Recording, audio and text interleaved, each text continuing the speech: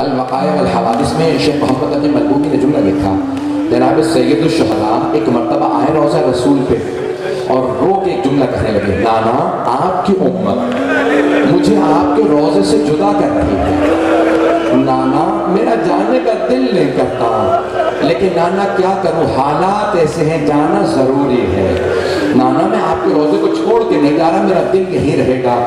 ایک مرتبہ تڑپنے لگے، جناب سید الشہداء رونے لگے، اپنے آپ کو قبر مطہر پہ گرا دیا، روضہ رسول پہ اتنا روئے کہ خود فرماتے ہیں میں غش کر گیا۔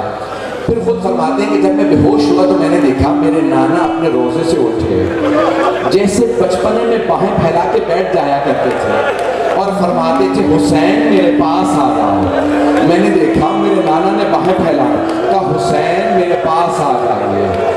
مجھے گلے نے سکا کہ میرے نانا رونے لگے، کہا حسین میں آپ کے ساتھ کربلا جاؤں گا۔ بس ایک مرتبہ جناب سید الشہداء نے سوال کیا، مجھے صرف جلدی جلدی سوال کو پیش کرنا ہے، نانا میرے لیے کیا حکم ہے؟ کہ ان اللہ شاء ان یراک قتیلا، مشیت پروردگار یہ ہے کہ آپ شہادت دیجئے۔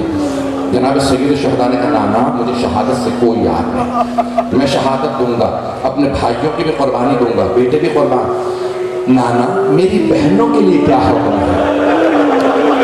کہا ان اللہ شاء ان یراہن سبا، کا مشیت تو یہ ہے کہ آپ کی بہنوں کو قیدی بنایا ہے۔ وہ حسین جو اب تک رو نہیں رہے تھے اس طرح سے تڑپنے لگے، کہا نانا زینب کا قیدی بنا، نانا کی میری برداشت سے باہر ہے، علی کی بیٹیاں ہاتھوں میں رسیاں۔